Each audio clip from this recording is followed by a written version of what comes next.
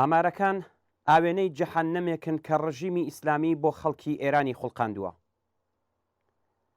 بەپێی راپۆرتی هەواڵنێری مێر، عەلیڕەزا زاڵی لا کۆبوونەوەی لێکدانەوەی ئاکامی گەڵاڵەی بەهێزکردنی توانای دەرونی و کۆمەڵایەتی پەرستاران ڕایگەیاند لە ماوەی ساڵانی ڕابردوودا ڕێژەی دەروونپەرێشی لە ئێران ڕەوتێکی ڕوو لە زیادبوونی هەبووە بە جۆرێک کە ئاماری 20 لە سەدی ساڵی 1380 لە ئێستادا 12 لە سەدی پێی زیاد بووە. ناوبراو دەڵێت ئوستانی تاران لە پەنا ئوستانی بوشێهرەوە بەرزترین ئاستی دەروونپەرێشی لە ناو ئوستانەکانی دیکەدا هەیە.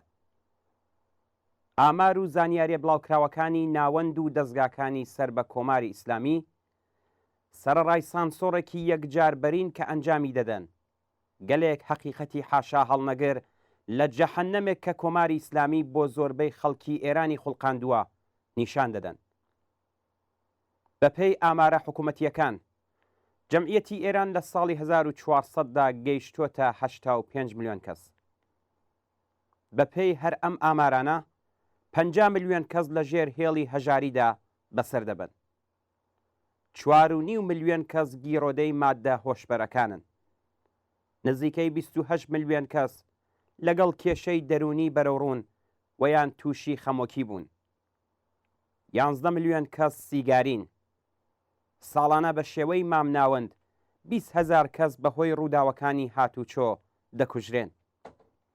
5 ملیۆن کەس لە هاوڵاتیانی ئێران ناچار بوون کۆچ بکەن. پتر لە 10 ملیۆن پەروەندەی چاوەڕێی بەدواداچوون لە دەستگای قەزاییدا بوونی هەیە. زیاتر لە 600,000 کەس لە کاری لەشفرۆشیدان و سەدان هەزار کەس خەریکی تەجارەتی سیغەن. پتر لە 100,000 بەندکراوی ئاسایی و ژمارەیەکی نامەعلوم بەندکراوی سیاسی لە زیندانەکاندان.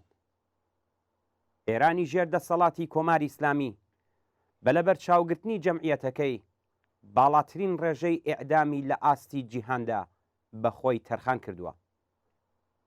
9 ملیۆن کوژرا و بریندار لە شەڕی 8 ساڵەی ئێران و عێراق هەزینەی خەڵکی ئێران لەم شەڕە کۆنەپەرستانەیەدا بوو. 42 ساڵ شەڕ و میلیتاریزمی ڕژیم دژ بە خەڵکی کوردستان و جەنایەتێک کە خوڵقاندوویەتی هاوکات لەگەڵ پێشێلکردنی مافە سەرەتاییەکانی خەڵک بەشێک لە کارنامەی ئەم دەسەڵاتە نگریسەیە.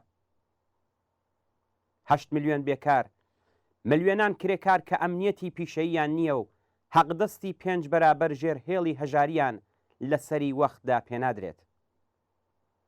ملیۆنان معەلیم و ملیۆنان خانەنشینکرا و ڕۆژانە لەسەر شەقامەکانن تا موچەی مەمرە و مەژی خۆیان وەربگرن. هەزاران زەرەرمەند دەبێت تاوانی گەندەڵی بێسنووری کارگێڕانی ڕژیم بدەن.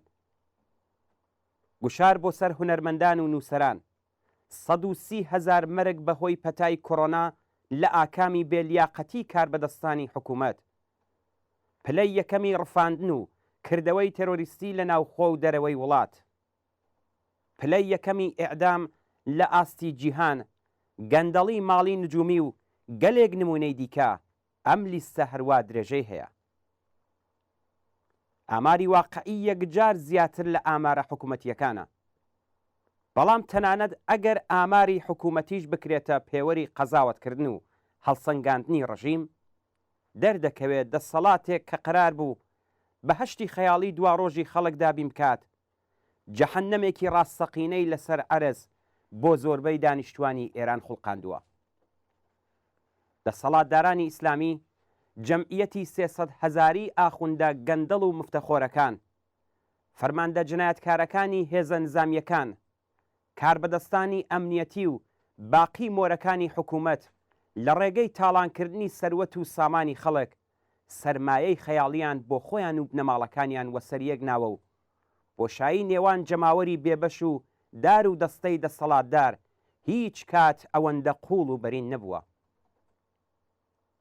ئامارەکان بەڕوونی پێمان دەڵێن کە بۆچی دەبێ ئەم نیزامە پرتوکا و کۆنەپەرستە بخرێتە زبڵدانی مێژووەوە و نیزامێکی سیاسی دابمەزرێت کە بتوانێ خۆشبژێوی، ئازادی و بەرابەری، ئاشتی و ئاسایش، ڕێزگرتن لە مافی ئینسان و سڵامەتی بۆ جەماوەری چەوساوە و ستەم لێکرا و دابین و زەمانەت بکات.